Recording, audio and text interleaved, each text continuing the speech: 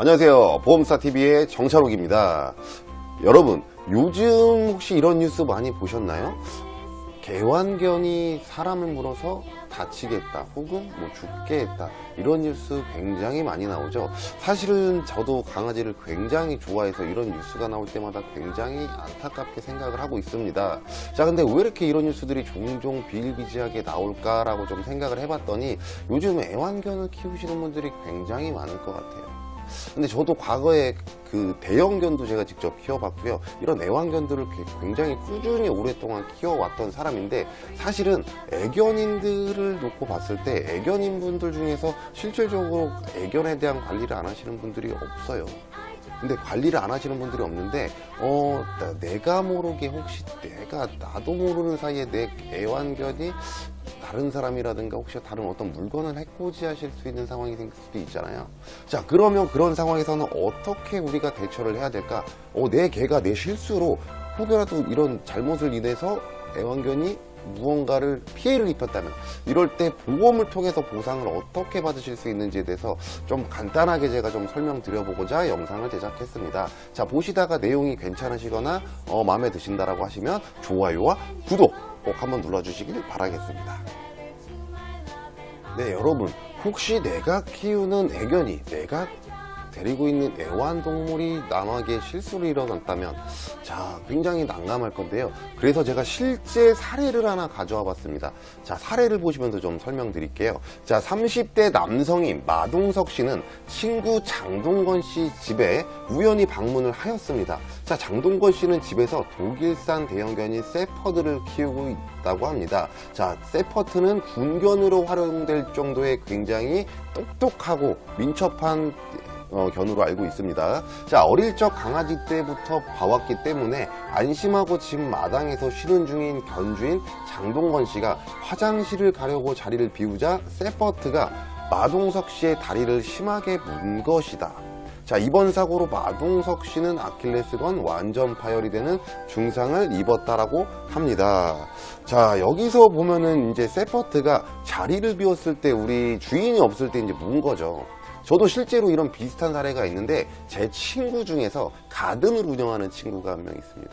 근데 이 친구가 키우는 개가 진돗개가 있는데, 제가 새끼 때 갔을 때는 한 10달까지, 그러니까 10개월 정도 될 때까지는 개가 참 순하더라고요. 가서 짖지도 않고 부르면 오고 꼬리짓도 잘 치고 이제 뭐 만져도 이제 크게 반응이 없었는데, 제가 그 아이가 한 살 반? 2살 정도 될 때 한번 이제 찾아가서 오랜만에 반가워서 만져보려고 그랬더니 이제 바로 그냥 물려고 하더라고요. 그래서 그 뒤로 내가 어렸을 때 이 개를 알았지만 이 친구는 나를 기억 못하는구나. 그래서 저는 남의 개를 잘 안 만져요. 왜냐면 그 개한테 안 좋을 수도 있기 때문에. 근데 뭐 어찌됐든, 근데 이분도 아마 그랬던 것 같아요. 실제 제가 약간 각색을 하긴 했는데 실제로 있었던 사례입니다. 집을 놀러가서 놀러 오신 분이 다리를 물린 거예요. 그 개를 만졌든 안 만졌든 간에, 어찌됐든 간에 이렇게 다리를 문 상태가 일어났더니 예를 들어서 이제 상대방 측에서 보상을 요구한 거예요. 자, 보상을 어떻게 요구했냐면, 상대방이 지금 이제 피해 보상을 요구하셨습니다. 자, 물론 이제 서로 친분 관계도 있고 하기 때문에 피해 보상적인 부분도 당연히 물어줘야 되는데, 실질적으로 피해 보상 받은 금액 자체가 굉장히 컸기 때문에 실질적으로 우리 이제 그 장동건 씨가 굉장히 좀 부담을 많이 스러워하셨는데요. 한번 피해 금액이 어떤 식으로 나오는지 한번 살펴보도록 하겠습니다. 자, 피해 금액이 치료비가 병원비가 약 1,000만 원 정도 들어갔고요. 약 한 달 반 정도 입원을 하셨고 수술을 하셨고, 수술 후에는 통화치료까지 하셔서 약 1,000만 원 정도 비용이 발생됐다라고 합니다. 자, 그리고 위자료.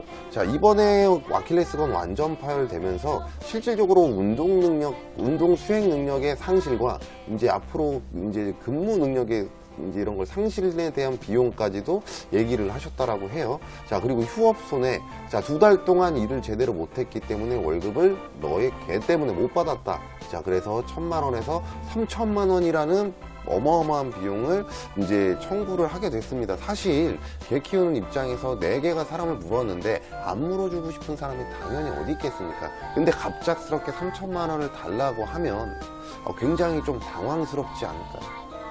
굉장히 놀라신 거고, 실질적으로 굉장히 조금 많이 이제 금전적에 대한 비용을 굉장히 부담스러워 하셨는데, 이때 당시 이제 문의가 들어왔을 때는 실질적으로 이 개 주인한테 문의가 들어온 건 아니고요, 이 물리셨던 분한테 문의가 들어온 거예요.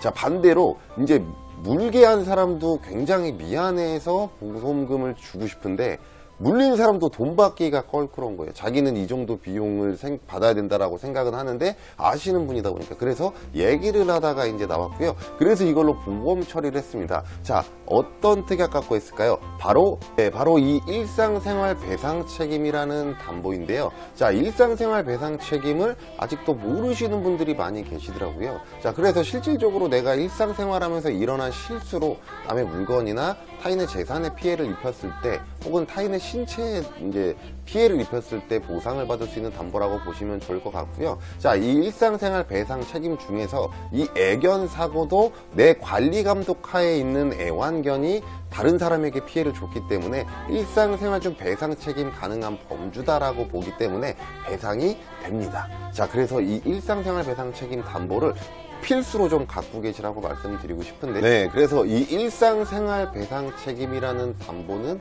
꼭 좀 우리 시청자님이 갖고 계시는 게 좋다라고 좀 설명을 드리고 싶습니다. 자, 근데 이 일상생활 배상 책임, 이 배상 책임이라는 단어가 들어가게 되면 상대방한테 내가 입힌 손해를 배상해주는 보험이다 라고 보시면 좋을 것 같아요. 일반적인 보험하고 다르게 실손 의료비와 비슷한 형태로 흘러가는 보험 담보다라고 보시면 좋을 것 같습니다.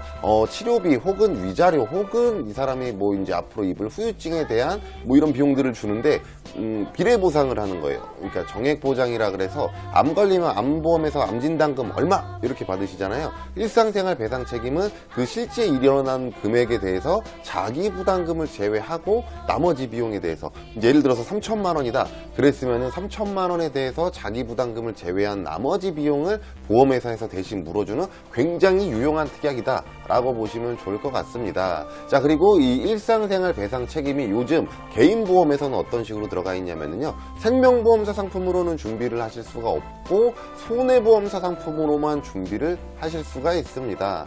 자, 손해보험사 상품에서도 예를 들어서 어떤 상품은요, 갱신형 담보가 채택되고 이 담보를 들어가기 위해서 부가적인 담보들이 들어가야 되는 보험 상품들이 굉장히 많아요. 지금 사실은 굉장히 좀 이슈가 됐었는데, 지금 한 보험회사 빼고는 전 보험사가 다 일상생활 배상 책임을 갱신형으로 특약을 탑재를 하고 있고요. 모든 보험회사가, 그러니까 모든 보험회사 중에서 이제 한 회사를 제외하고 나머지는 다 보상 금액이, 최대 보상 금액이 1억입니다. 예를 들어서 1억이 넘어가는 금액에 대해서는 보상을 안 해주겠다라는 거고요. 그 외적인 이제 단 하나의 회사에서는 아직까지도 3억까지 보상을 비갱신형으로 준비가 가능하실 수 있기 때문에, 혹시나 내가 가진 보험에 일상생활 배상 책임이 없다 그러면 이번 기회에 한번 일상생활 배상 책임도 준비해 보시는 것을 굉장히 권장드립니다. 자, 그래서 오늘의 보험은 여기까지 좀 설명드리도록 하고요. 다음 화에서도 똑같이 이 일상생활 배상을 활용해서 받을 수 있는 보험 청구 사례에 대해서 좀 재미있게 한번 올려보도록 하겠습니다. 감사합니다.